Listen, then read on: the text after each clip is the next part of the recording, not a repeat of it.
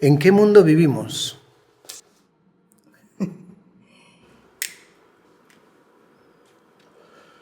Vivimos en un mundo basado en mentiras. Injusto, en un mundo desigual. Creo que vivimos en un mundo que de alguna manera no nos pertenece. O sea, creo que no tenemos absolutamente ningún control sobre lo que hacemos.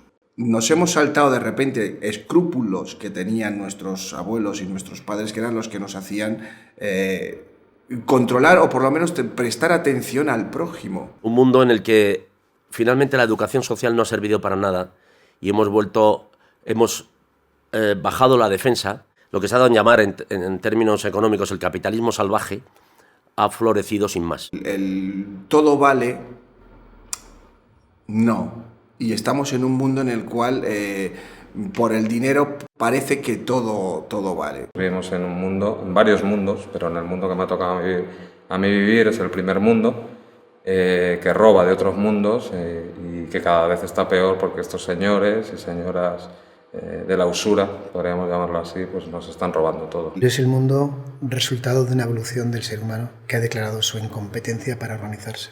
Voy a decir una cosa que puede ser que esté mal vista y que lo diga una señora, como dicen, peor, pero creo que todos los días me están dando por culo, todos los días. Y encima yo compro la vaselina para que sigan dándome por culo.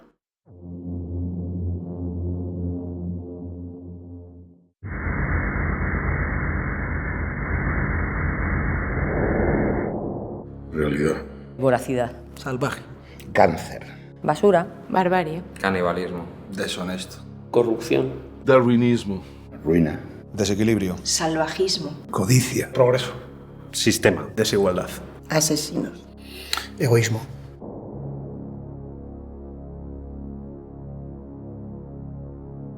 El capitalismo es uno de los hijos de la ignorancia. Parte de su familia son la xenofobia, es el racismo, es el fascismo, son también hijos de la ignorancia. El principal problema del mundo es el capitalismo salvaje que nos está devorando. Que estamos permitiendo que hay mucha gente que todavía se muere de hambre.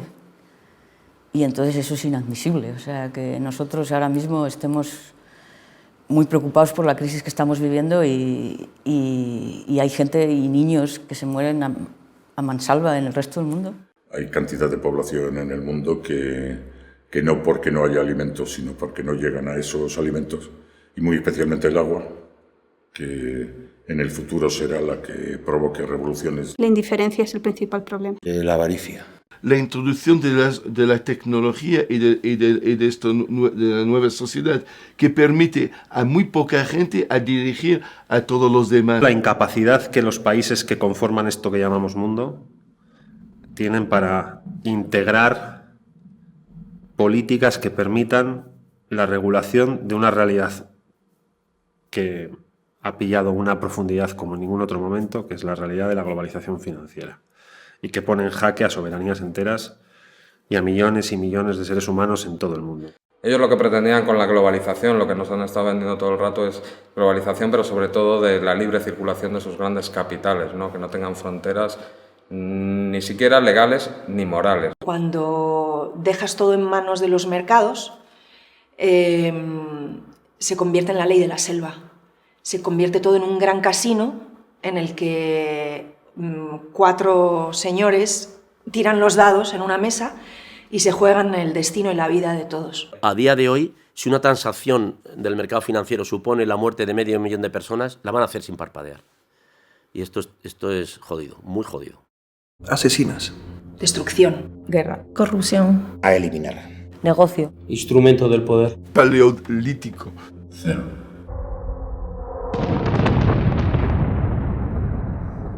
Armas. Estamos desde hace tiempo en una tercera guerra mundial, con el agravante de que las guerras son radiactivas. Todas. Lo que ha ocurrido, por ejemplo, en Irak es alucinante, ¿no? Pasa el tiempo y dicen, bueno, es verdad, lo que dijimos era mentira. Bueno, pero nadie va a responder por los cientos de miles de muertes que ha habido, o cómo han asolado ese país, o cómo le han robado su materia prima. Porque otra de las falacias que hacen es decir, era mentira que íbamos a por el petróleo es iraquí. Ya, pero como Irak tiene que pagar primero la destrucción de su país, les hacen pagar la guerra que han sufrido, que esto es acojonante. O sea, las balas, las bombas, lo tiene que pagar el pueblo iraquí. Pero ahora les hacen pagar también la reconstrucción. O sea, primero le rompen el país y tienen que pagar el que se lo rompan y la reconstrucción.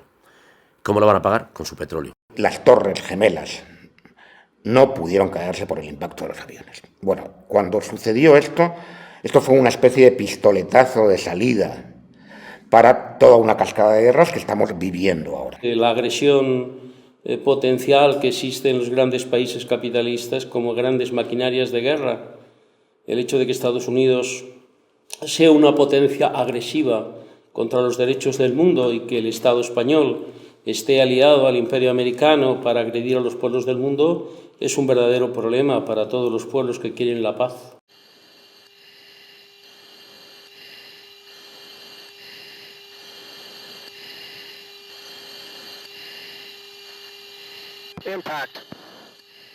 El terrorismo desde el principio es un invento, y especialmente el terrorismo islámico.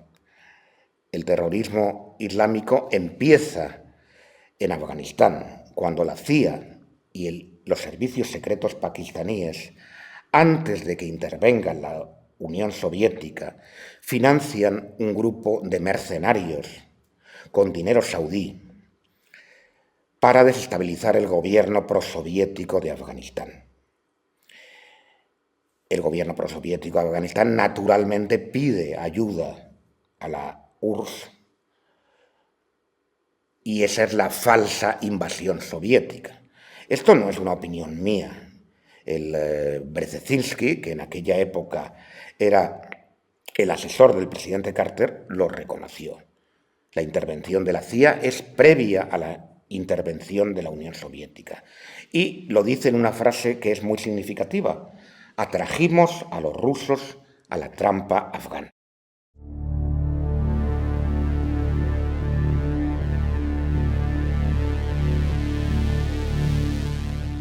Yo creo que hay muchos poderes, no hay uno solo. O sea, en ese sentido, sí es cierto, la trilateral existe, ellos mismos lo reconocen, Bilderberg existe, ellos mismos lo reconocen y sabemos incluso dónde se reúnen, ¿no?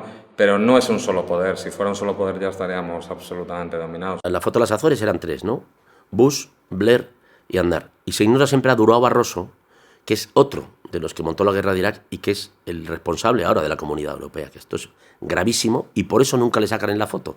La foto siempre sacan tres y prefieren hablar del trío, pues eran un cuarteto. Y el cuarto es el que dirige Europa. Tiene cojones, pero es así. Los políticos no gobiernan. Ningún político gobierna. Es algo evidente. Nadie puede creerse que el país más poderoso del mundo sea gobernado por Ronald Reagan, un exactor de películas del oeste malas. Lo que nos vende el pensamiento único es que todo es blanco-negro, siempre hay un mal ahí arriba contra el que se puede luchar y el problema del mundo en el que vivimos es que no lo hay, es que no tenemos esta figura de poder súper reconocible, estos villanos que se encierran en una sala y a los que ya está, o sea, sería muy fácil, sería cargárselo. ¿Quién maneja los hilos? El propio capital. Las grandes corporaciones y los políticos que defienden sus intereses. No es de locos pensar que más o menos todo esto está pactado de alguna manera, ¿no? Los famosos mercados. Pues los mercados tienen que funcionar de una manera, hay una serie de señores que saben cómo funciona y bueno, pues ellos deciden hacia dónde tienen que ir las cosas. Entonces estos señores son los que meten la pasta en los sitios y deciden la pasta que se van a llevar, aunque eso descapitalice un país. Entonces sí, es que son los mismos. Porque es una historia transversal. Es decir, estos fondos de inversión son también copropietarios de bancos que también son copropietarios de las agencias de calificación. Entonces estaríamos en manos de no más de 140 empresas, muy grandes. Los grandes negocios actualmente son las drogas, las armas y el petróleo, los hidrocarburos en general, no solo el petróleo. Esos son los grandes gobernantes, digamos, y todos están interconectados, aunque parezca que lo de las drogas no. Evidentemente el mercado de las drogas es invalorable, puesto que la mayor parte es negro, y parte de las armas también, pero no hay más que ver dónde se producen las drogas. ¿Cuál es el principal productor de opio del mundo? Afganistán. ¿Qué es Afganistán? Una base de la OTAN, sencillamente.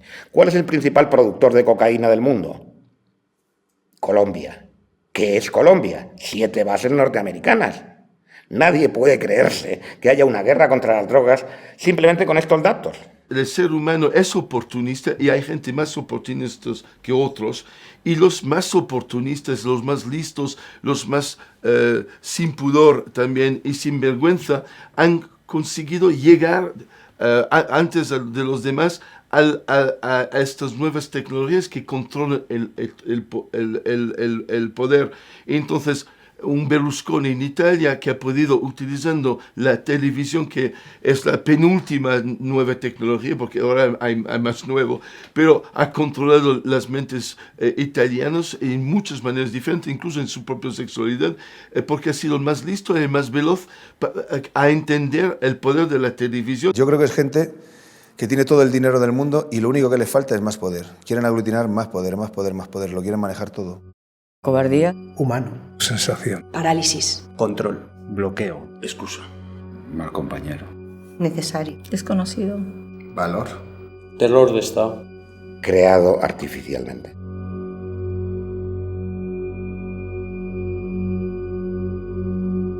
Uno de los ideólogos del neoliberalismo, que era Friedman, Milton Friedman, apostaba no solo por una doctrina que básicamente implicaba quitarle contenido al Estado para dárselo al mercado, y unas políticas monetaristas muy diferentes de las políticas que se venían aplicando en la posguerra, keynesianas de estímulo de la demanda para favorecer el crecimiento. Bueno, entonces Friedman no solo a sus discípulos no solo les exigía, entre comillas, ¿no?, ser sus discípulos, sino de alguna manera que funcionaran como apóstoles de la doctrina, de tal manera que era gente que estaba agazapada, y yo creo que incluso Friedman hacía ese planteamiento de que estuvieran un poco agazapados porque habría un momento idóneo para que esas doctrinas se pudieran poner en práctica. La cuestión es tener a toda una sociedad, a todo un país en estado de shock para, a partir de ahí, dejarles, digamos, como en encefalograma plano, y en ese grado de vulnerabilidad máxima y de desorientación máxima que puede provocar un tsunami o un golpe de Estado, meter a saco toda una serie de medidas económicas que si te las meten una tras otra no te da tiempo a reaccionar, porque cuando ya estás queriendo reaccionar a una medida ya te están metiendo la siguiente. Toda la doctrina de la Escuela de Chicago, que tan exitosamente en términos electorales importó a Reino Unido en los años 80 a Margaret Thatcher, que de alguna manera elevó a categoría de gobierno en Estados Unidos Ronald Reagan, y que tanto sedujo intelectualmente a Aznar aquí en España, desregulación de los mercados financieros, baja presión fiscal, poco espacio de lo público. Lo bueno que tenemos nuestra generación, en mi opinión, es que desde que cayó el muro de Berlín no tenemos que hacernos muchos debates existenciales e ideológicos. Sabemos que el socialismo real, el comunismo, fracasó. Es decir, solo tienes que irte ahora a La Habana para saber lo que es, o solo tenías que ir a Checoslovaquia o Polonia en el 89. Y en contra están las políticas yo no voy a decir liberalismo, pero en efecto de libre mercado y de democracias liberales. Y eso es la única alternativa hoy en día, sea de izquierdas o de derechas, porque tan democracia liberal es la de Tony Blair como la de Cameron, o tal democracia liberal es la de Felipe González como la de Aznar. Y hoy en día, por suerte o por desgracia, no hay alternativa. Por tanto, los Chicago Boys, en mi opinión, siguen teniendo razón. Los Chicago Boys están muy presentes en nuestras vidas. Nos dicen que científicamente se ha demostrado que Milton Friedman tenía razón, y la historia nos demuestra, por el contrario, que tiene razón para empobrecer a las mayorías sociales y seguir enriqueciendo a la élite. Milton Friedman no fue un inspirador. Él también recogió todo lo que se venía diciendo desde el siglo XIX por parte del liberalismo económico, ¿no? Pero sí, subsisten, sobreviven ese tipo de políticas, y estamos en una época en la que particularmente están imponiéndose. Yo no me puedo creer que un presidente de gobierno, en este caso el señor Rajoy, llegue a Europa y le digan, nos debes 1.000, sí, pues fuera todo y nos pagan los 1.000. Esto llevado a términos de microeconomía sería como si alguien debe a otro 3.000 euros y le dice, me debes 3.000 euros, ya tío, pero es que ahora me han echado el trabajo, no te los puedo pagar, te los pagaré cuando pueda, soy tu amigo, soy un hombre honrado, o te iré pagando como pueda. Y el otro le dice, no, tus hijos que no coman, vete de tu casa y tal, y alguien dice, vale, pues toma, te doy los 3.000 y mis hijos no comen. Eso no lo haría ningún padre honrado, con deuda. Pero eso es lo que tiene que hacer un presidente de gobierno. Un presidente de gobierno no puede destruir un país diciendo, es que tenemos una deuda y hay que pagarla. Eso no puede ocurrir en ninguna. Entonces, hay algo detrás que le lleva a hacerlo. España. Españas. Españoles. Mi país. Un país más dentro de Europa. Hay muchas Españas. Y dentro de España hay muchos pueblos que quieren gobernarse a sí mismos. Para mí es un objetivo y una guía en mi vida. España ahora mismo está secuestrada. A remolque de Estados Unidos. No nos hemos quitado la colilla de Felipe II todavía, ¿no? España es un país moderno, pero que todavía no ha entrado en la modernidad.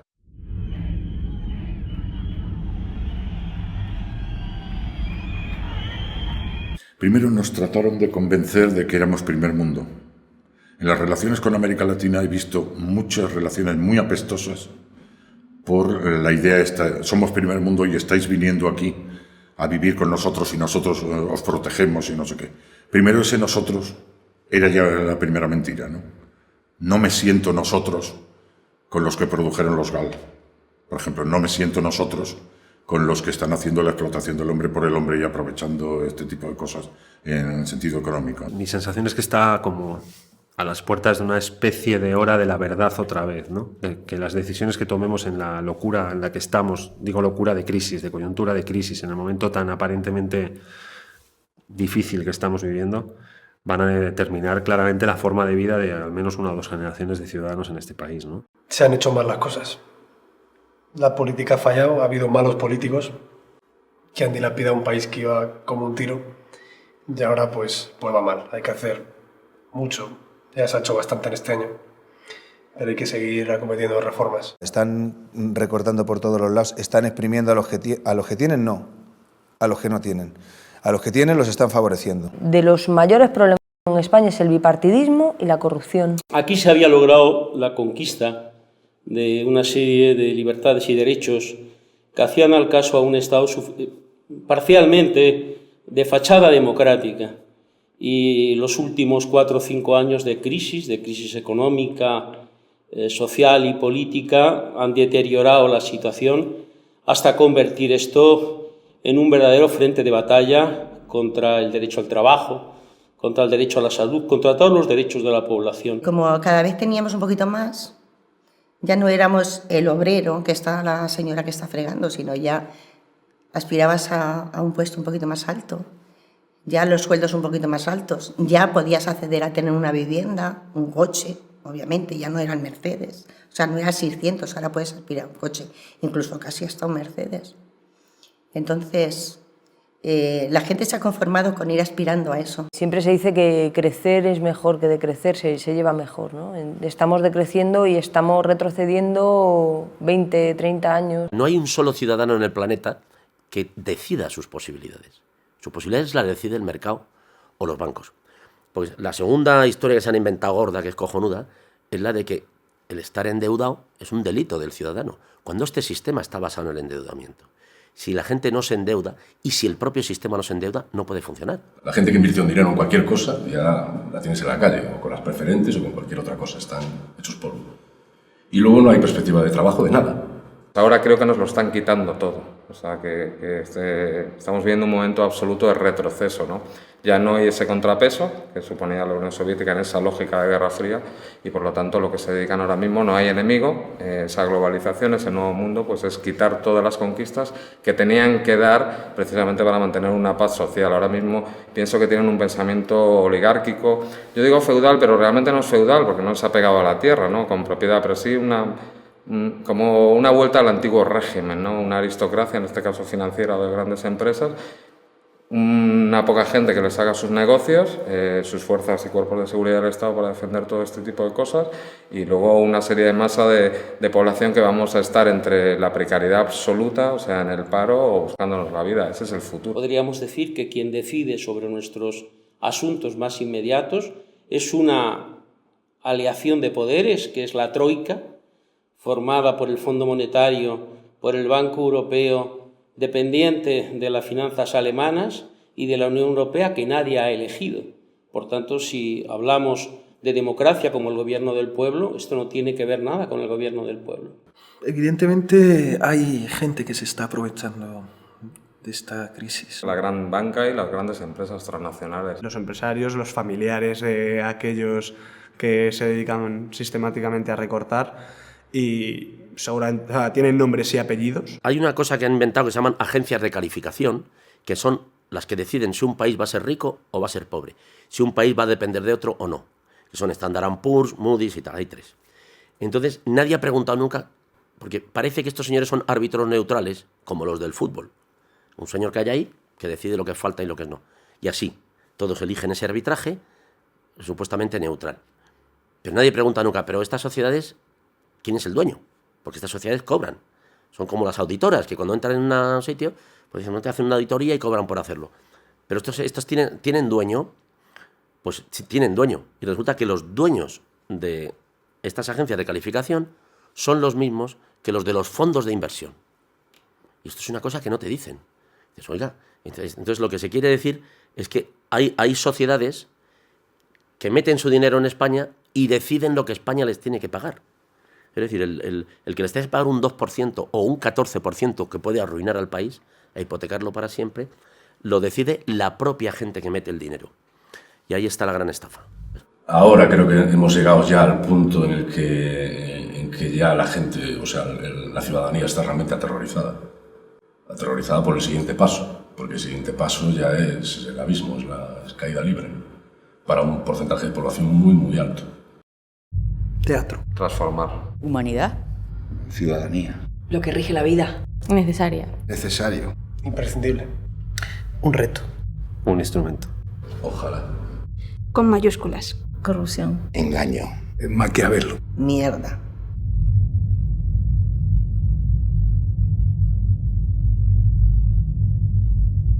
Hay que reconocer de dónde venimos, las dificultades que ha tenido siempre este país para organizarse políticamente.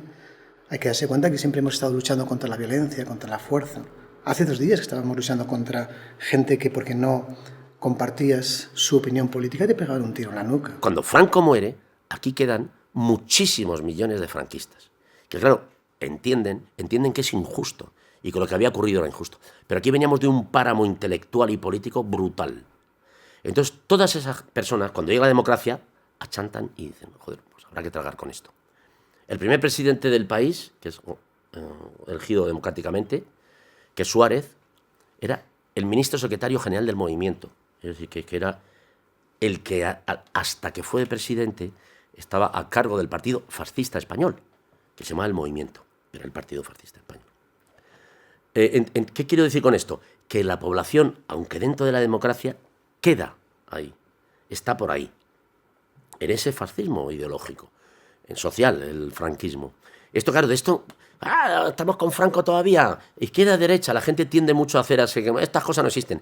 Si no existe eso, te van a estar dando por culo toda la vida, porque no vas a entender nada. El factor clave de gobernabilidad hoy en España es el PSOE.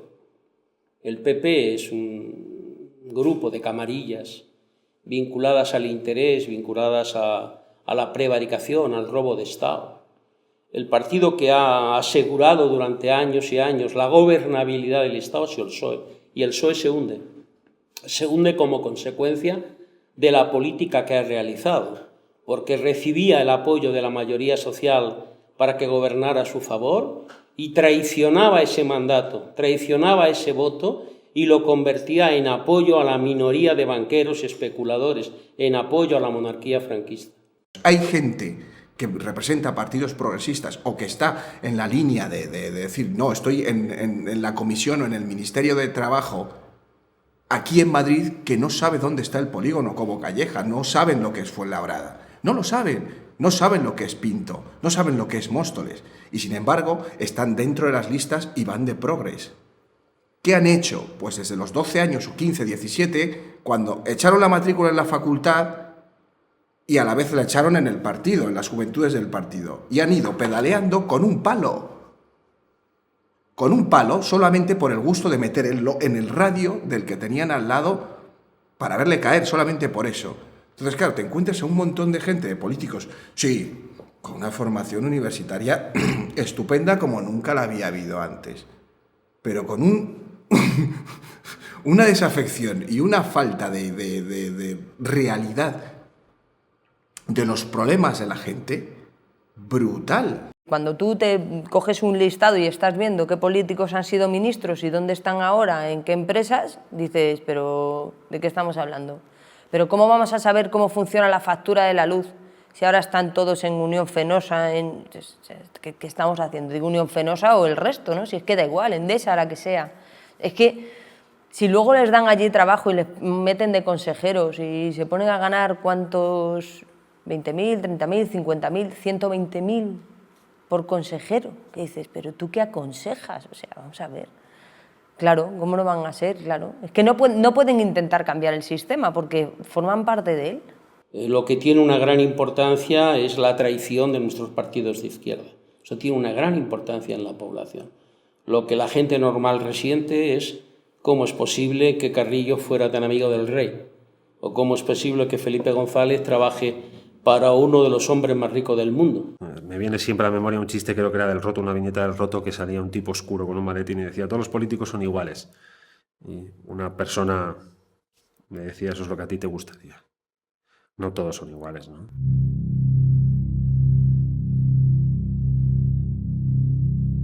El sistema electoral es un fraude.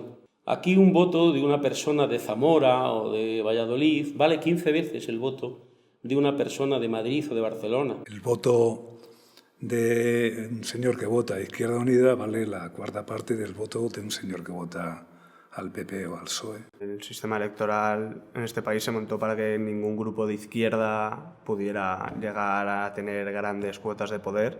Está funcionando para que el bipartidismo arrase y que cualquier otra propuesta electoral se encuentre con escollos y con problemas si pretende ser una opción real de gobierno. El sistema electoral que se diseña a partir de la muerte de Franco, de la transición o la transacción, eso que se llamaba, ese cambio, ese gatopardismo, para cambiar algo para que no cambie realmente nada, se diseña así, ¿no? Un diseño para dos grandes partidos que funcionen apoyados con la periferia, con los partidos de la derecha nacionalista periférica. Es la ley más difícil de todas.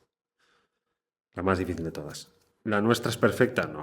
¿Cómo podemos cambiar el sistema? Bueno, pues reduciendo circunscripciones, desbloqueando listas y haciendo que verdaderamente el ciudadano pueda elegir a quien quiere, no a quien el partido hemos decidido que esté en esa lista. Las grandes inversiones para las campañas electorales que no permiten el acceso directo a los medios para poder informar y decir, presupone que quien presenta una candidatura tiene que tener unos cientos de millones detrás para financiar esa candidatura. Eso, digamos, que define exactamente el tipo de elecciones al que nos sometemos. Estas elecciones no nos representan, no nos integran y los que salen elegidos no nos representan, ni nos integran ni nos representan a la inmensa mayoría de la población. Hombre, los sindicatos son básicos, es la unión de las personas que trabajan y realmente debería ser también de las personas que en esos momentos no pueden trabajar, que son los desempleados, ¿no? Pero distingo entre los grandes sindicatos y los sindicatos pequeños o los sindicatos. Hay unos sindicatos que han ayudado a gestionar este desastre. La maniobra a lo largo de todos estos años ha sido desgregar, dejar, digamos, todo el entramado industrial muy difuso, es decir, que no haya esta cosa que ocurría aquí durante muchos años, especialmente los 80, con el tema de la reconversión, de los astilleros y todo esto. Es decir, que había un orgullo de clase trabajadora, ¿no? Eso existía, hoy en día no existe. Los sindicatos mayoritarios, en tanto en cuanto pactan determinados recortes como la reforma de las pensiones o el aumento de jubilación, están siendo cómplices de este régimen que digo que nos quita. Entonces, como herramienta muy útil, lo existente ahora como mayoritarios cuando pactan, parte del enemigo. Los sindicatos consiguieron mejoras salariales, mejoras de jornada, consiguieron una serie de cosas que es innegable que sin los sindicatos no se hubieran conseguido. Ahora bien, yo creo que la dinámica de los últimos años es problemática. Cuando se habla de que esto es una democracia, se olvida decir que en democracia los partidos son independientes y los sindicatos son de los trabajadores. Aquí los partidos son financiados por el Estado y los sindicatos también. Y queremos partidos que respondan a la exigencia de la población y queremos sindicatos que sean realmente de los trabajadores. Y eso se llama democracia. Mientras los sindicatos y los partidos sean del Estado y no de la población y no de los trabajadores, no podemos hablar realmente de democracia.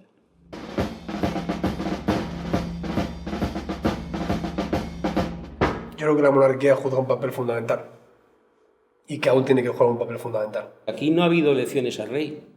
El rey es el que ha puesto a Franco. El pueblo es el soberano, no un señor que no se sabe, que en su época sería el mayor mamporrero y por eso se colocó encima de la pirámide. La monarquía es absolutamente respetada por muchísima gente, simbólicamente. Entonces, yo en eso soy muy conservadora y discuto con todo el mundo de mi entorno, porque en ese sentido no me parece que suponga un problema, es decir, me parece que soluciona más que impide, ¿no? Creo que es un ancla, es decir, en una sociedad que quiere progresar, en una sociedad que quiere ser moderna, igualitaria, una monarquía es un mensaje contrario a todo eso. No puede haber un rey que esté en la indigencia. Un rey no puede estar en la indigencia viendo cómo está aquí trincando todo Dios. Esto es algo que falla, Y entonces yo creo que se han buscado el sistema, porque claro, como estaban fuera, absolutamente fuera de todo control, pues han dicho, a mí no me va a pasar lo que mi padre, porque su padre no tenía un duro, vivía en Estoril, pero estaban tiesos, vivían de la generosidad de los monárquicos españoles, que se producía pues de vez en cuando y según les venía en gana. Pero claro, ellos han vivido una situación muy extraña, que es que aquí todo el mundo está forrado, sale Mario Conde, trinca miles de millones, a los 2 días está en la calle dando lecciones de moral y ética, y el rey no tiene un duro y es el rey. Esto no, en este mundo no cuadra. Y entonces yo creo que ha entrado en ese juego. Control. Opio. Oscuridad. Obsoleta. Una secta. Transformación. No la necesitamos. No. Revisión. Mafia. Estafa. Represión. Come cocos asesinos. Yo soy creyente.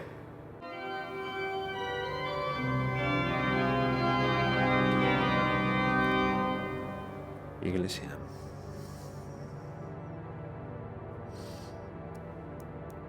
Pasa palabra. Iglesia es una institución medieval criminal que roba a la sociedad a cambio de venderle un trozo en el cielo que no existe. La intromisión de cualquier iglesia, sea cualquiera, o cualquier creencia, islámica, judía, católica, etcétera, etcétera, en los asuntos del Estado o ciudadanos, me parece una intromisión que hay que limitarla. Es impensable que tenga el poder que tiene en una democracia como la que deberíamos querer construir. De sus privilegios no tengo ni la más mínima duda. Ha llegado la hora de romper el concordato, de aplicar el principio de la confesionalidad en la Constitución y de hacer que la financiación de las iglesias, las religiones, los credos dependan de los que lo sigan, de los creyentes de esa iglesia. Una de las cosas que a mí me afecta personalmente es el robo de niños. No voy a decir el presunto robo de niños, sino el robo de niños que se ha producido en España durante décadas y donde la Iglesia ha estado presuntamente implicada, tengo que decir presuntamente porque me obliga la ley, pero bueno, hubo una imputada, Sor María Gómez Balbuena, que falleció. Algunos piensan que está presuntamente fallecida porque no lo tienen nada claro, pero bueno, era la única imputada religiosa en Madrid y sabemos que en la documentación hay nombres de religiosas y hay nombres de gente muy vinculada al Opus Dei y muy vinculada a la Iglesia en general, relacionada con el robo de niños. Han generado un Estado propio que se llama el Vaticano, que a día de hoy, esto puedo decirlo aquí porque está publicado, es el centro de inversión de todo el crimen organizado, de toda la mafia italiana, de toda la mafia universal y una especie de centro de blanqueo de dinero. El mayor del planeta es el Vaticano. Dios, pero ¿cómo puede administrar el Vaticano las finanzas del crimen organizado? Pues lo hace. Y entonces, como institución, me parece deplorable. Probablemente sea, y esto se puede decir, la institución más al margen de la ley, más delincuente de todas las que conocemos. No responden fiscalmente ante nadie, sus bienes no pagan impuestos y tienen en sus manos cerca de la mitad de la enseñanza en España, que es enseñanza religiosa. Y ahora, tras las propuestas del ministro de Educación, señor Wert, parece ser que se va a imponer de nuevo la religión en la escuela. La religión en la escuela es la negación de la escuela. La escuela se va a aprender, no a recibir consignas religiosas. Si alguien quiere hablar de religión y del más allá, ahí tiene las iglesias, que dejen en paz la escuela. La educación siempre ha estado vapuleada, ¿no? También entre un gobierno u otro. Nunca ha habido un modelo educativo que esté por encima de planteamientos parciales. Es lamentable porque tendría que estar por encima y no lo está. Pretenden construir una escuela de élites y una fábrica de precarios, fundamentalmente. Tener estudiantes muy bien formados que estarán en los puestos directivos y en las grandes empresas, y luego un montón de gente que tendrá conocimientos parciales, que no sabrá contextualizar lo que está ocurriendo y que servirá de mano de obra barata. La universidad de masas ya ha dejado de tener sentido, porque España en un momento dado sí que se subió a este carro de la universidad de masas, sí que hacían falta muchos universitarios, ya no hacen falta. Claro, ¿cómo te cargas a toda esta gente? Y cómo te cargas esta idea de la educación superior es un derecho de todo el mundo. Pues a base de degradar la universidad y de crear planes de universidades de élites. Es que ahora se crean jerarquías en la universidad, y hay unas universidades que es para la masa y que salga gente más o menos preparada, pero tampoco interesa que la gente esté tan preparada, porque es que para los curros de mierda que tenemos en España, a mí que tengas 3 másters, 2 carreras y no sé cuántos idiomas, pues chicos, que me vas a exigir unos derechos laborales que no te voy a dar, entonces no interesan ya los universitarios en España, no tantos, hace falta unos cuantos, claro, los que dirigen, pero estos que sean de los suyos. En vez de decidir un burócrata, un político, sobre qué estudias electrónica o sobre qué haces prácticas de electrónica, es Siemens la que financia esa cátedra y la que ya te está pagando 2 años un pequeño sueldo para investigar en lo que ellos creen que es bueno para el mercado que investigues y para tu conocimiento. Y encima se comprometen a contratar a los mejores de ese módulo cuando salen. Eso es el modelo dual de FP que ha triunfado en Alemania, donde hay un 6% de jóvenes en paro. En España hay un 52%. Y lo último, la universidad. Es que no puede ser que en España seamos más abogados en Madrid, por ejemplo, que en todo el Estado federal alemán. Es que no es posible que digamos a todo el mundo que si no va a la universidad es un fracasado. Pero todo lo contrario.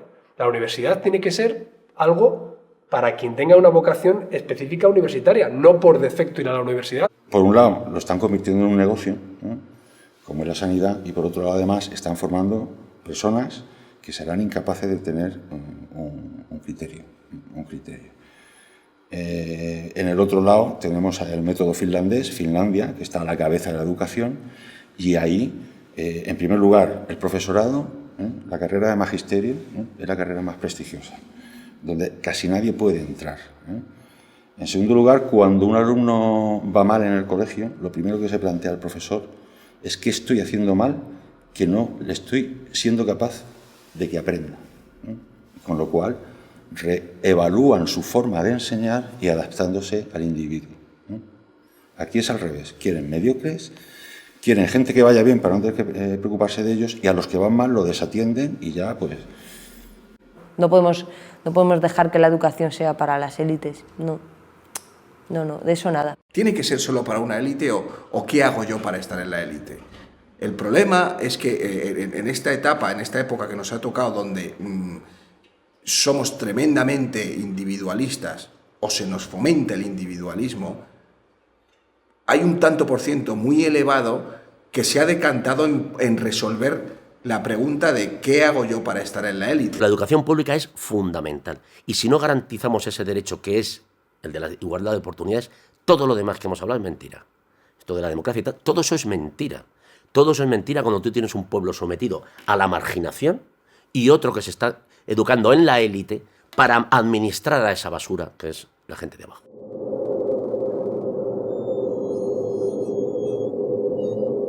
Yo es que creo que la cultura no ha interesado jamás a casi nadie, ¿no? Y menos en este país que se ha fusilado a poetas, a músicos, y que la obra más grande que tiene el arte moderno de este país, el Guernica de Pablo Picasso, se hizo en París, ¿no? Entonces, cuando ves cómo se desprecia completamente la cultura, cómo el cine en versión original es un ideal todavía en la sociedad española, cómo se odia visceralmente a los cómicos, actores y poetas. Yo he visto mucha ideología en la cultura en los últimos años, muchísima. O sea, yo ver a actores o ver a artistas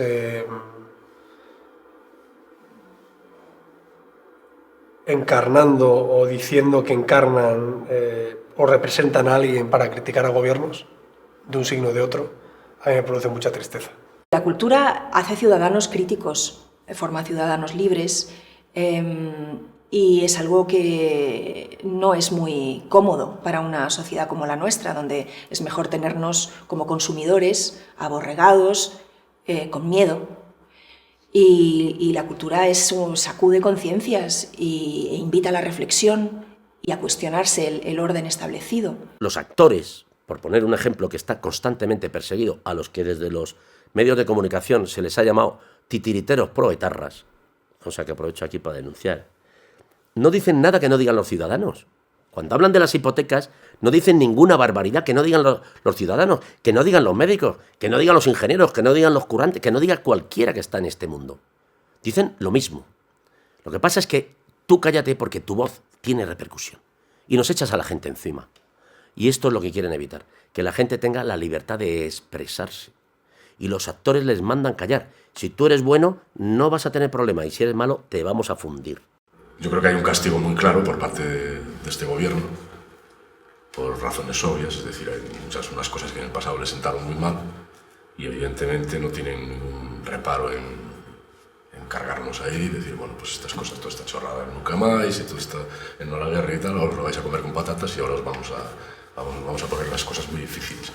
Y además, como ha habido también una campaña mediática muy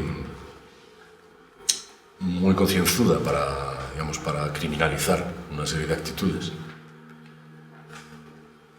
Y además una campaña mediática incluso por parte de medios que supuestamente eran progresistas. Se ha creado una especie de nube subvencionados. Aquí no hay ninguna industria que no esté subvencionada. Ninguna. Y digamos que la de la cultura es la que menos, probablemente, en términos porcentuales. Los periódicos que constantemente abren diciendo subvencionados, no saldrían a la calle si no fuese por la pasta que les da el gobierno. Están subvencionados. Primero el papel y segundo en una cosa que se llama propaganda institucional, que es muy difícil de controlar y que algunos periódicos reciben mucha más pasta. O sea que antes de hablar de subvencionados deberían saber que su cabecera está en la calle porque el gobierno se la paga.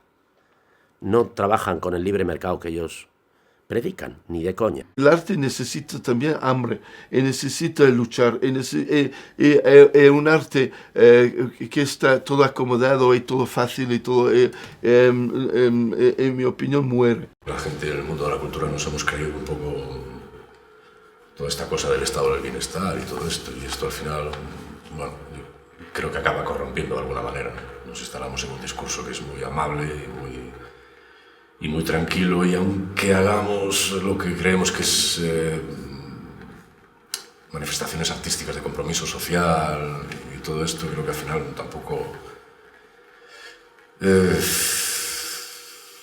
tampoco denunciamos tanto como creemos.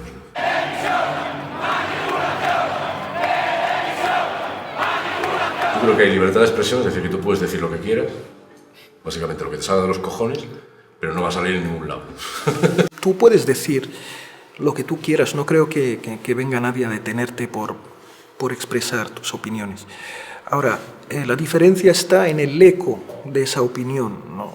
Podría haber libertad de expresión si en los medios de comunicación la profesionalidad fuera la exigencia que se hace para el desarrollo de esta actividad periodística. Pero es que los medios de comunicación, nada más hay que ver los programas de televisión, son patéticos.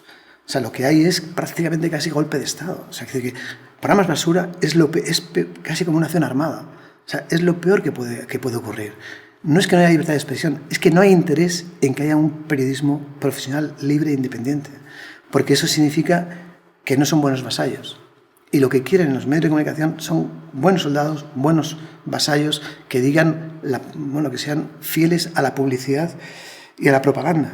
No quieren periodistas libres e independientes porque eso pone en tesitura, le ponen en problemas a sus empresas. Sirven de voceros de esos poderes fácticos de los que estábamos hablando. Creo que cuando pase tiempo se van a dar cuenta del grave papel que están interpretando. Muchos periodistas intentan tener objetivos profesionales muy altos. Entonces, para eso saben que el camino que hay es la autocensura. Se puede tener una ideología, se puede tener una línea editorial concreta. Se puede opinar incluso en el periodismo y en información en general. Pero lo que no se puede hacer es tergiversar las cosas, provocarlas algunas veces, mentir. En un diario supuestamente que la gente llama de izquierdas, como es El País, que sea un diario de centro excesivamente centrado para mi gusto, en portada constante y prácticamente diaria estaba Chávez. Este señor, suponiendo que responda a lo que ellos definen como un dictador, manipulador, etcétera, etcétera, no es ni la milésima parte de la historia contemporánea de América. En América, por ejemplo, en Guatemala, ha habido una cosa que ellos han llamado guerra civil, que no fue tal, fue una masacre. En un país tan pequeño como Guatemala llegaron a asesinar 400.000 personas. Absolutamente nadie sabe cómo se llama el presidente de esa nación. Y esto ha ocurrido en la era de la comunicación. Es una censura muy sutil. No se puede criticar a una multinacional, o sí se la puede criticar, pero aquí no se la puede criticar porque sabes que al día siguiente te van a quitar la publicidad y vas a tener que cerrar. Es un método casi diabólico, ¿no? Es un método, un sistema infernal. Por eso hay que buscar otras maneras alternativas para tener una información de calidad. Creo que Internet está quitándole el protagonismo de la información a los periodistas. Y esto me parece muy importante. Primero porque los periodistas nunca encuentran la noticia. Siempre es un pastor o quien quieras, ¿no? Entonces lo que hace el periodista normalmente, o habitualmente, es el proceso informativo, o sea, el tratamiento de la noticia del tratamiento de la información a partir de la noticia. Pero ahora resulta que les ha salido una competencia espectacular. Es que el propio pastor, que es testigo de la noticia, puede contarla. Y esto es algo bastante importante. Es verdad que también a veces la impunidad del anonimato pues crea una serie de problemas en el tema de la información en Internet. Pero ahora tenemos dos polos y antes solamente había uno. Ahora hay un polo que es los empresarios, el capital, los poderosos tienen sus órganos de expresión y comunicación. Pero ahora el pueblo tiene otro. Esto es muy importante. Sí. Siempre. Derecho. Bienestar. Deseo. Imprescindible. Fundamental. Vida. Bienestar. Exigencia social. Escasa. Derecho. Necesaria. Esencial. Básico.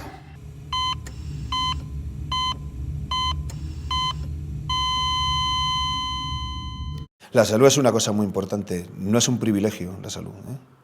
La salud es un derecho que todos tenemos. Cuando en España tenemos un sistema público fuerte, la sanidad privada es barata. Pero cuando se desmantela el sistema público, la sanidad privada es un negocio y te van a subir los precios. Es un sistema público, universal y gratuito. Y si les dejamos, dejará de ser público, dejará de ser universal y dejará de ser gratuito. Ya no es universal. Hay 1 millón de personas que por ser inmigrantes ya no tienen acceso a la salud. Ya no es gratuito.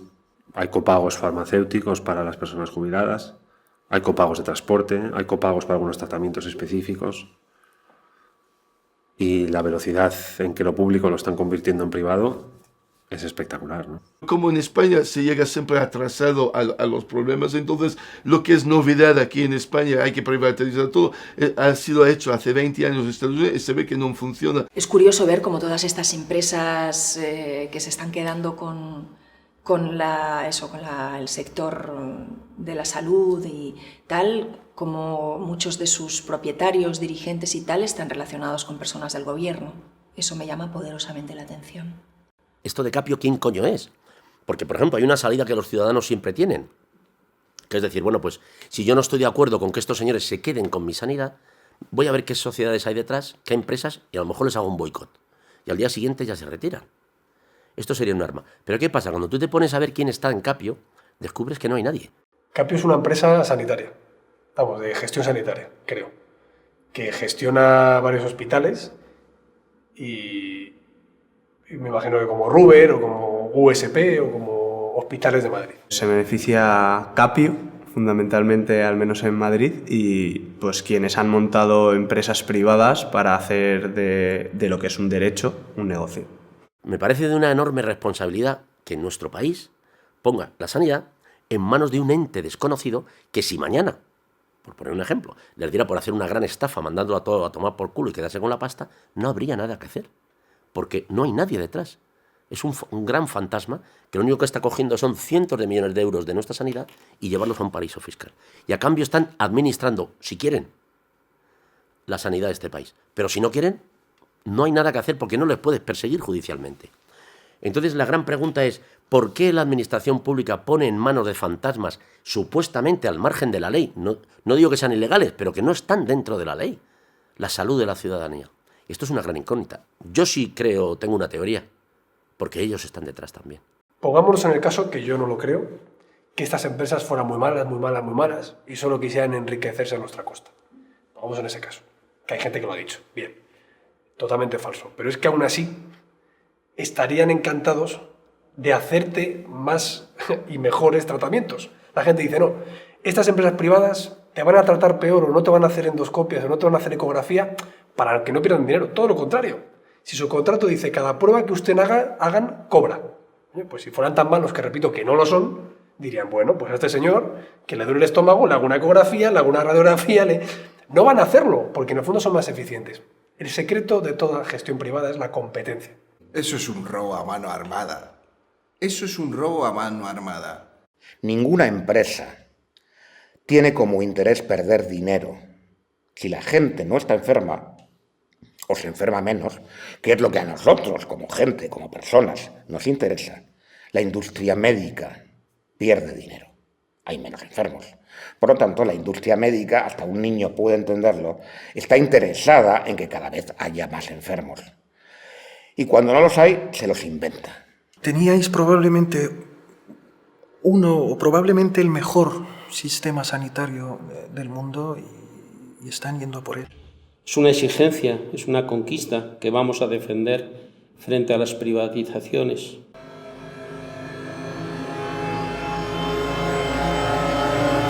La justicia es cojonuda, es una señora que lleva una venda y lleva aquí una balanza y va vestida a la griega. Esa señora es estupenda. Ahora, resulta que los costaleros que la llevan, empiezas a mirarles los zapatos, ¡pum! Y hasta aquí llevan manchados de sangre. Y les miran las manos y dicen, oh, no, es que llevan guantes, no, quítale los guantes. La justicia nos sirve a todos. Y debería estar ahí para todos. Y digo debería porque creo que si privatizan el acceso a la misma ya no está igual para todos. Ahora con las medidas de Gallardón, la justicia se va a quedar reducida a un 10% de la población. El 90% queda expulsada de cualquier derecho a la justicia.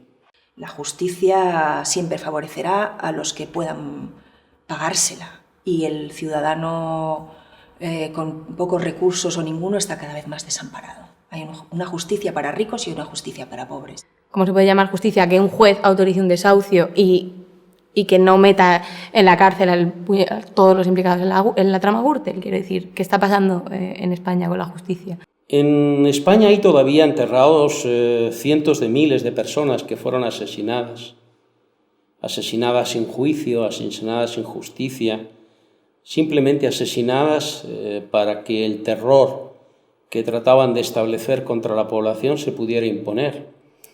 Cada vez que se levanta una fosa, se levanta un crimen. Si allí hay un juez que toma nota de la situación, toma nota de los asesinados y busca a los asesinos, estamos de acuerdo. Pero las fosas se están levantando con subvenciones del Estado para que no se sepa quiénes fueron los asesinos y para que no se investigue la verdad. En esas condiciones, levantar las fosas es facilitar que criminales no tengan un juicio. El Tribunal Supremo que conocemos ahora antes se llama Tribunal de Orden Público, que era el Tribunal de la Dictadura. Estos señores, la transición no se sabe en qué consistió. Entonces resulta que, volvemos adelante, son jueces asépticos y apolíticos. Bueno, cuando se asocian, no lo son. Pertenecen en su casi un 90% a una cosa que llaman Asociación Profesional de la Magistratura, que se llaman a sí mismos de derechas, ni siquiera de centro. Fácil. Entonces, estamos en manos de gente que tiene ideología, y esto, para determinados asuntos, no va bien. La justicia española está vuelta de espaldas al derecho y a la justicia internacional. Nada tiene que ver. ¿Cómo es posible que un país que procesa a Pinochet o que procesa a criminales argentinos no procese a los criminales franquistas? Eso la sociedad española tiene que preguntárselo. Me resulta imposible creer en una justicia que ahora podría estar haciendo algo mucho más de lo que está haciendo y que no está actuando de una manera correcta. Todos los casos de los bebés robados no tienen una solución por la vía judicial. Todo lo que se está haciendo es por la vía administrativa. Y eso lo está llevando el Ministerio de Justicia. Y el Ministerio de Justicia nos está diciendo que no puede hacer nada por la vía penal. Garzón abrió un procedimiento penal contra los responsables de los crímenes franquistas y ese procedimiento penal él mismo lo cerró, diciendo que todos los responsables de los crímenes franquistas habían muerto, cosa que no es verdad. Aún están vivos montones de ministros de Franco. Está muerto el rey es el de Franco.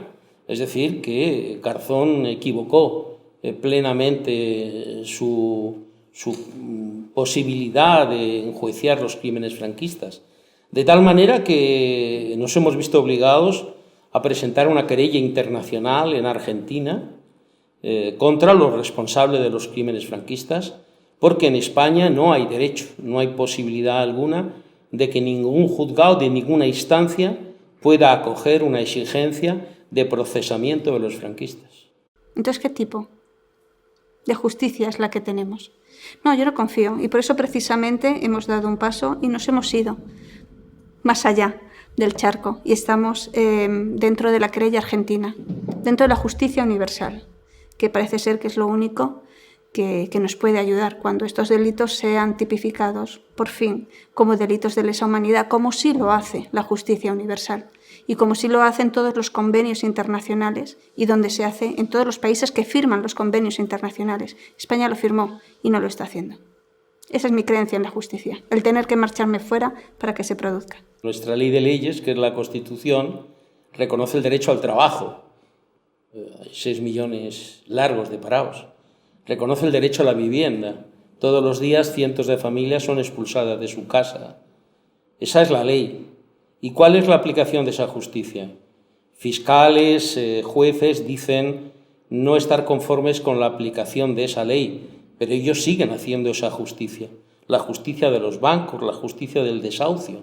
Desgraciadamente las familias, al no mirar un horizonte por este trauma que es el verse abocados a quedarse sin vivienda y con una deuda de por vida, optan por una opción que en este caso yo creo que es escaparse de esta realidad suicidándose. Pero esto es un homicidio, son asesinatos que las autoridades están permitiendo que suceda, puesto que no están tomando ningún remedio para que eso se pare.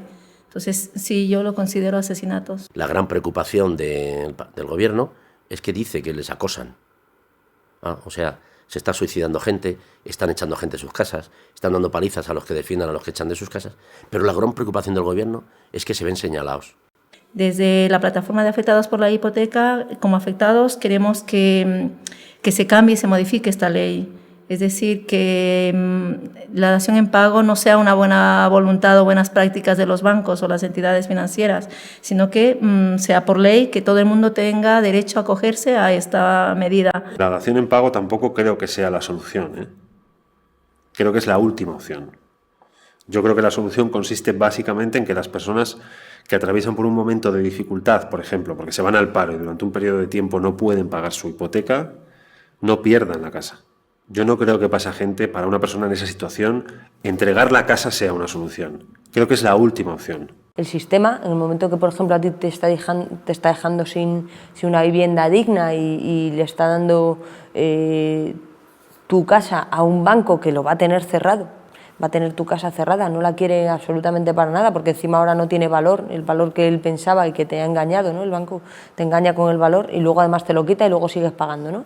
Pues eso es violencia. Violencia son los desahucios, violencia es la privatización de la sanidad pública, violencia es la represión en las calles, es que te vayan a buscar a tu casa. Creo que se tiene que mantener el orden, pero cuando tú ya paras a una persona para que no pase, pero esa persona está en el suelo y sigues golpeando, eso ya no es mantener el orden. Eso es brutalidad policial y eso es cometer un crimen. En España no hay una sola actuación de la policía que no sea legal. Y la que haya sido ilegal, los responsables ya están pagando por ello en los juzgados, pero no me refiero a las cargas policiales, me refiero, por ejemplo, al caso Faisán. O sea, la policía en España yo creo que es la segunda institución más respetada y más admirada por los ciudadanos según la encuesta del CIS. Siempre están en un sistema de provocación y cada vez con mayor estrategia.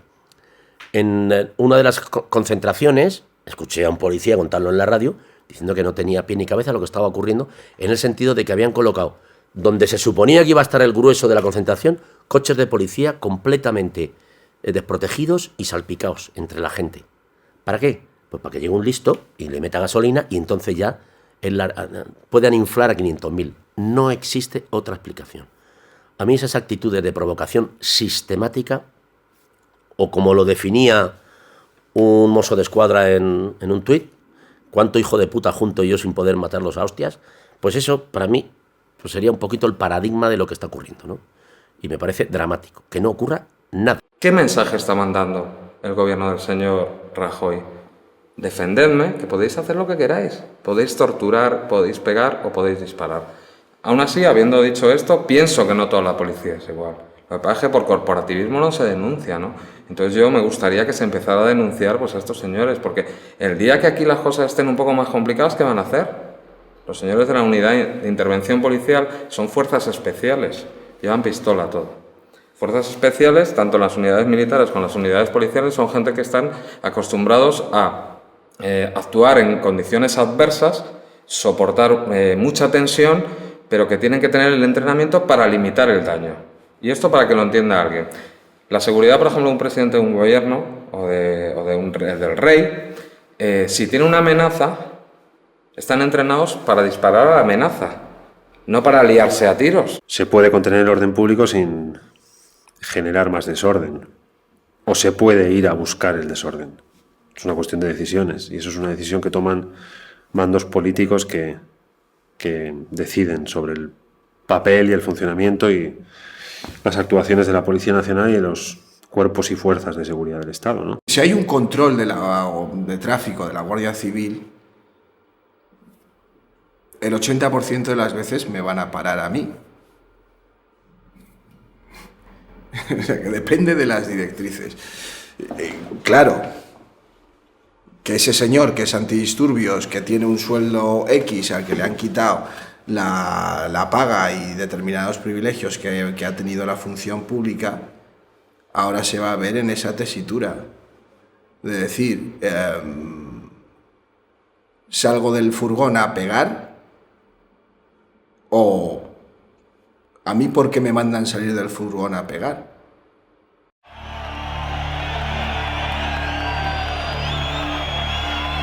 Muy negro. Positivo. Difícil. Incierto. En el presente. Proyecto de vida. De todos. Posibilidad. Jodido. Con ganas. Estamos en ello, ¿no? La herramienta más violenta o el arma más violenta es la palabra, ¿no? Y cuando debates con alguien la palabra y le quitas la razón porque no la lleva, eso es violencia también, ¿no? De hecho, interesa más al poder establecido que cojas un tirachinas y unas tuercas porque tienen una excusa, o quemes un contenedor o vayas y le pegues una paliza a un policía, a que utilices la palabra. El término popular es un término que históricamente lo administraba la izquierda. Una democracia popular era una democracia del otro lado del telón de acero. Los que lucharon contra el fascismo en este país se llaman Frente Popular. Entonces, cuando Alianza Popular coge la palabra popular, no es gratis. Popular estaba prohibido. Cualquier cosa que llevara el término popular durante la censura de Franco era tachado por sospechoso. Entonces estos señores cogen, para empezar, y se llaman popular.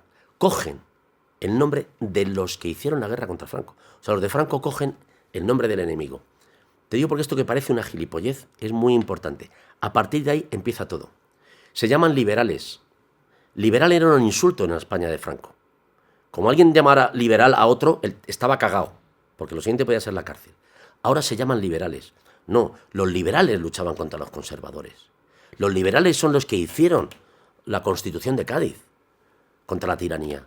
Ahora ellos se llaman liberales, se llaman populares, se llaman liberales y se llaman demócratas. Y esto es muy importante, porque ahí está la base a la hora de desenmascarar. Cuando uno se llama fascista, es más, dicen, José Antonio no era fascista, dejar a José Antonio en paz. Murió diciendo que era fascista, él estaba muy orgulloso de ser fascista y así murió. Le dejan en paz. ¿A qué viene ahora a negarlo? Entonces, cuando alguien se llama fascista, antidemócrata, racista, xenófobo, misógino, etc., es fácil desenmascararle. Cuando alguien se llama popular, cuando alguien se llama demócrata, cuando alguien se llama liberal y cuando alguien dice que dice la verdad, cuando miente todos los días, es muy difícil desenmascararle porque se mezcla con los hombres honrados. Y aquí es una labor que tenemos que hacer, separar a los hombres honrados de los que no lo son. Todos sabéis que hay una ley que indemniza a las víctimas de ETA, que defiende su honor, defiende su dignidad. Nos parece muy bien. Todas las víctimas necesitan la reparación, pero víctimas de ETA hay 100.000 y víctimas del franquismo hay 2 millones.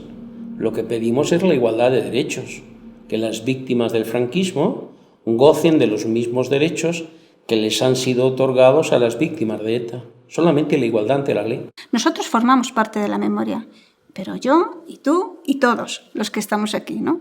Todos formamos parte de la historia y todos tenemos una memoria que significar de alguna forma. Para mí el movimiento memorialista es el movimiento que nos va a poder trasladar al presente para poder mirar dignamente hacia el futuro. El 15M ha supuesto este empuje de energía, de decir, joder, si es que somos un montón y que la gente está realmente empezando a despertar. Pero claro, por otro lado tiene un problema y es que no estamos cambiando tantas cosas. Pero bueno, o sea, yo creo que esto está bien. Lo que me da miedo es que este movimiento se agote, digamos, por falta de victoria. Somos jóvenes sin futuro, pero somos jóvenes sin miedo, y es ese miedo, el no tener miedo, lo que nos permite salir a la calle, identificar los problemas, señalar a los culpables y crear las alternativas. Tiene que ir junto. Yo he visto después de manifestaciones, incluso durante las manifestaciones, gente exaltada, es decir, muy feliz. Personas que descubren a sí mismo, descubren a su propio poder y lo que significa la política. Una chica de 18 años que se ha enfrentado a un antidisturbio y sale como todo conmocionado de esta cosa. Pero en esta conmoción el cerebro está procesando cosas, está descubriendo su identidad, está descubriendo las cosas por las cuales quiere arriesgar.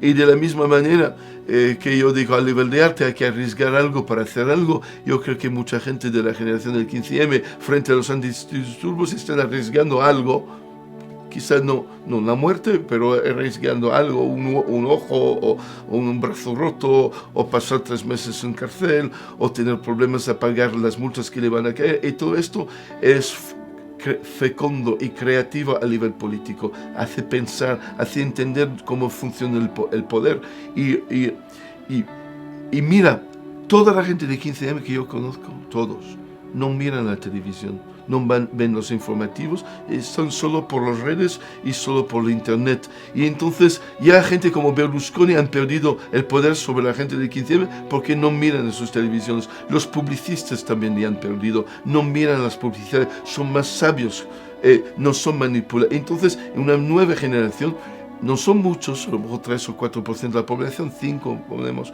de la población, pero esto crece y están creando. Yo creo que es un poco como los animales que se inmunizan de enfermedades. Es una nueva generación que nace inmunizado de la publicidad, de la manipulación y de los grandes poderes de los medios. Y van a inmunizar al resto de la población, pero tardarán 2 o 3 generaciones. Y es que la gente se cree que la actividad cibernética es real, y no, y es virtual. Es decir, cuando se descubren los papeles de Bárcenas, probablemente haya 1 millón de personas convocando en la puerta del Partido Popular, y de repente hay 200 personas en el Partido Popular. Yo creo que si ese día se juntan ese 1 millón de personas, todo cambia. Pero cambia esa noche.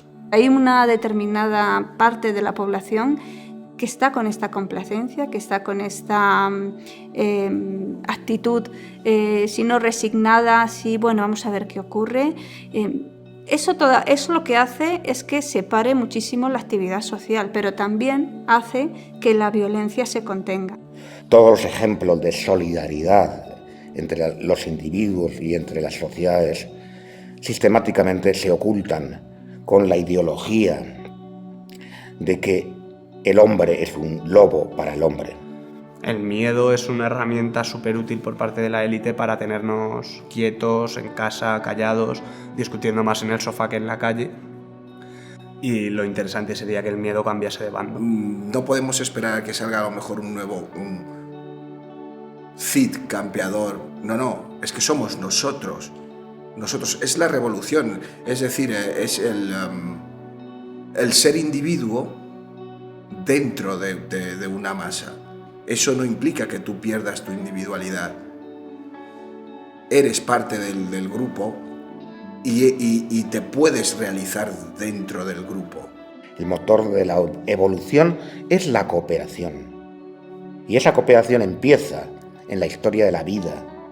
Empieza con la cooperación entre virus y bacterias de los que procedemos. Necesitamos una ley de leyes que esté hecha por los de abajo, que esté constituida sobre el poder de la mayoría, no del 1% de la población, que es a quien beneficia hoy la Constitución, y mediante un verdadero proceso constituyente y democrático, libre. Esta Constitución se hizo bajo la amenaza de golpe de Estado. Todos los días nos amenazaban con los militares franquistas que iban a dar un golpe. Incluso las maniobras palaciegas desembocaron en el golpe de Estado de Tejero y tal y cual, que era la amenaza contra la población de que no podían ir más allá de lo que exigía la corona. Hoy estamos en otras circunstancias. Hoy podemos decidir y, de hecho, el pueblo, la juventud, sobre todo, que necesita asegurarse un futuro cada vez más incierto, está obligada a organizar un nuevo proceso constituyente, un poder popular y una nueva ley de leyes. Hay que tomar las riendas y luchar contra todos estos enemigos. O somos o no somos. Porque también podemos elegir el dormir. No, y una cosa mucho más fácil, soñar.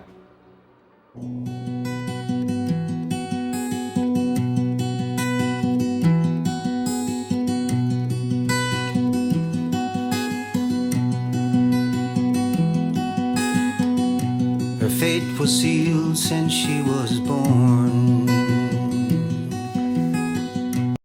She knows what is her place,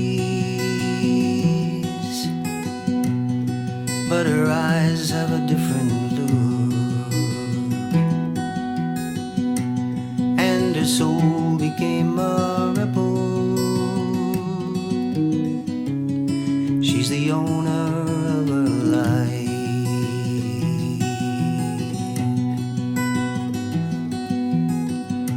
We left decisions in other hands, bloody hands hiding the blame, and we lived in a false dream while they were forging our change. We're not the owners of our lives. We can break our chains if we put aside our fear. We can even change our destiny.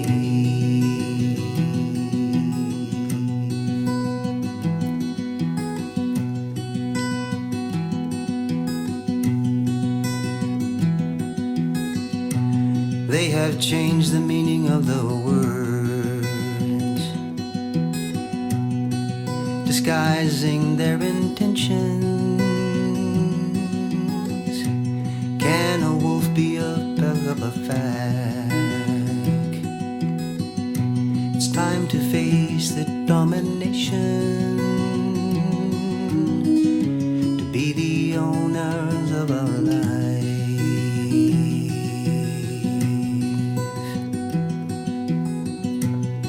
People have new Lincoln ways,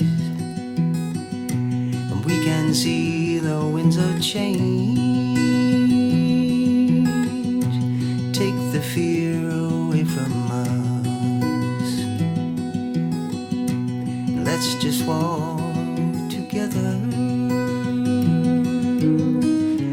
for the keepsake of our lives, 'cause it's never too late to live as we wish to live.